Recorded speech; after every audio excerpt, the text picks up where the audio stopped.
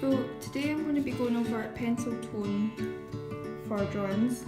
I'm just going to first of all show you a couple examples of sketches that I've done. So as you can see, you've got your darker areas right here around the shoulders and the back, the thigh on the back. Here's a wee example of another drawing that I've done. This is just a wee stag that I drew. And I've got a couple of squirrels where you can see the difference in tone for the lighter and the darker areas. There's another squirrel, in particular one of my favourite stags. So what I'm going to do is I'm going to get myself a little piece of paper. I'm going to show you the pencils I use, and then I'm going to talk you step by step how you would achieve tone and a drawing like this. So let's get it. Your starting off point would be a HB pencil, just like this one here. These pencils are probably the best for a starting point. Just excuse that one's a bit blunt. So you get quite a wide variation of tone from these types of pencils, as I'm going to show you here. So if you push lightly with your pencil, start off with quite a light shade, and can gradually build that tone up as you go down to a nice wide variation of tone, as you can see here, and just as I'll show you here. So you've got a reasonably wide variation of tone. If you go over that a wee bit more, you can push it a wee bit, just a little bit darker than what we've got here so far. You can also darken up your tone by cross-hatching with a HB.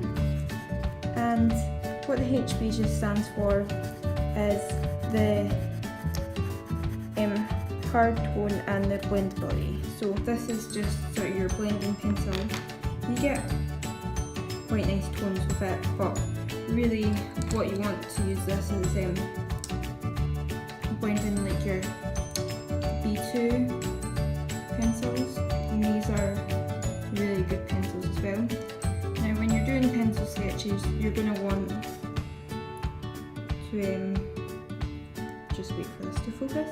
You're going to want to use nice, good quality pencils. Now you can see that light pressure is about mid-tones for the HB with a B2, so this is obviously a lot darker, and if I push a bit harder, you can see that I'm not having to put as much effort in to get darker tones with this pencil, and you can see that I can get really quite dark tones with a B2 pencil. Focus for me.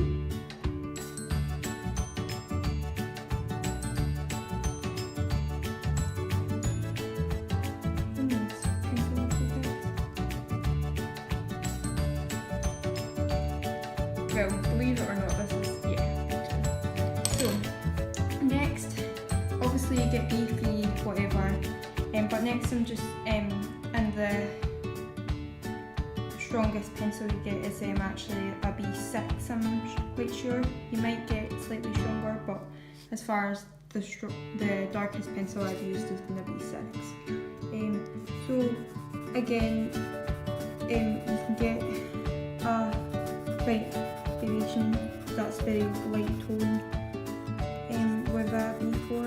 That's not very much pressure. Of course these pencils really do need sharpened as well. Probably should have sharpened them before the video, but if I show you here, I can get maybe even darker tone. If this pencil was a bit sharper, it would be a bit easier, but I can get a darker tone and with this pencil as well. You can also cross-hatch these. And if you want to blend it out more, you can just grab your HB, and this would do focus, and just go over the top in the cross-hatching sort of motion, and that will blend your tone out for when you're working on other drawings, as you can see. So you can't see any sort of lines or anything like that. It just smooths out the tone so much nicer, and just makes your drawings and sketches look far more professional and just overall a lot nicer. Move on to a drawing. Now the most important thing when you're looking at doing your tone for pencil sketches and drawings from photographs and everything is you need to make sure you keep looking at your photo. Which my photo is on my phone and I'm using that to record right now. So I'm not taking my own advice today, but that is a very important aspect. And what I like to say is, as you can see here, I've got my dark tones in, and my dark tones in down at the legs as well. Is get your darker tones in first is the best way to go about it, because it's a lot harder to go lighter once you've went light. You can always rub it back with a rubber when you've went a little too dark, but I would recommend that you get your dark tones in first as a starting point when you're starting on your sketch. So, as I'm going to show you, that his paws, his legs, wee doggy's legs, we need to get these a wee bit darker and get a bit more tone in. So I'm using my 4B pencil to get all this tone in, which I've also used right here at the ears, right here just under the wee doggy's chin, and round about the eyes here. I would recommend that you use a sharp pencil, but right now I currently do not have a sharpener, so I'm just using a slightly blunt pencil. For your blending, I would recommend that you use your HB pencil, slightly blunt, which makes it a lot easier. As I'm going to show you here, I'm going to put it into a wee bit perspective of blending in the tone for the wee little dog's legs.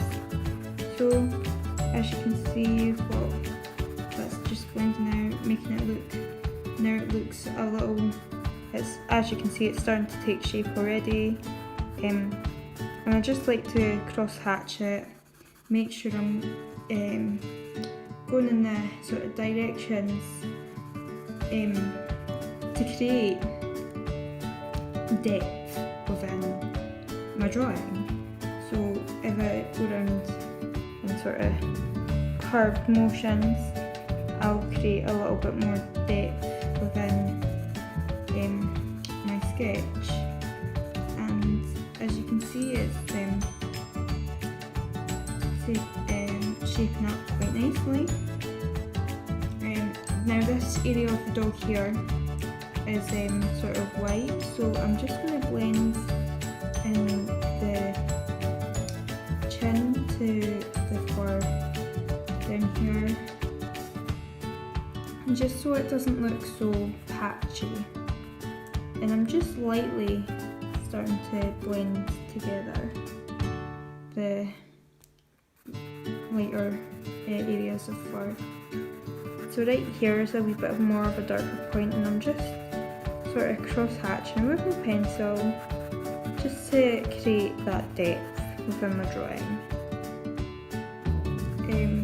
And pretty much this is what you're wanting to do when you're looking at your little drawings and sketches.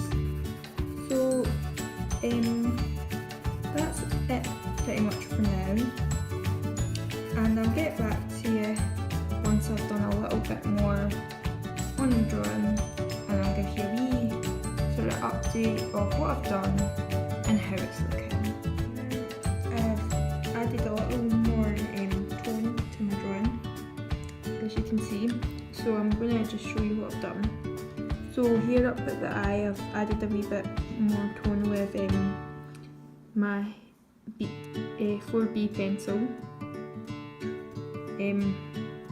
I've also added a little more tone round about under the chin and next to the ears in my drawing, and round about the wee feet. I've also rubbed back one of my feet because I noticed when I was looking at my photo that my proportions were slightly off, so I went and fixed that. I've also added a bit more tone here, right under here, which probably needs a little bit to go a little bit darker right here, just so you can see definition of the back, so you can see that to try and lift out the shoulder from the drawing. I've also worked into the nose here a wee bit with my HB, my 4B right in the darkest point here, and my 2B pencil. I've worked into the ear right here, the darkest point being 4B, and I've sort of evened it out with a 2B pencil as well. I've went in and just defined the fur a little bit more on the ear as well with my 4B, and I've also worked into just behind the ear here a little bit more with my 4B, but we could probably push this to be a little bit darker, as I'm just going to show you just now. So I'm just cross hatching this little area here with my 4B, and then I'm going to take my HB over the top just to blend that out, and so you can see the difference once I've just taken a little HB pencil over the top. It really just smooths everything out, to be honest, and I think this area here just needs a little bit more of a smooth out with my HB and just to blend it a little bit better. I also have worked into and about the mouth a little bit more with the pencil. So yeah, I'm just concentrating the tone and the mouth, because as in the photo right around the mouth, the little doggie's got sort of slightly darker fur. Yeah, that's pretty much what I've done since I've been off the camera. So I'll get back to you once I've finished. And that's pretty much it. I'm just going to blend in here a wee bit more so it blends out. This area of the fur is quite white. It gets a little bit darker in here in areas, so I'm going to just work into the chest a little more, this ear here as well, and obviously the paws and the back leg right here. And then I think that will be it for this drawing, and all will be left to do is add my signature, and that will be it. Here's the final product. I've just went over it with my HB, and always make sure you put your signature on your artwork. And yeah, that's pretty much the end of the vlog. If you like this video, then please subscribe to my channel and give it a thumbs up. Bye, and tune in for next time.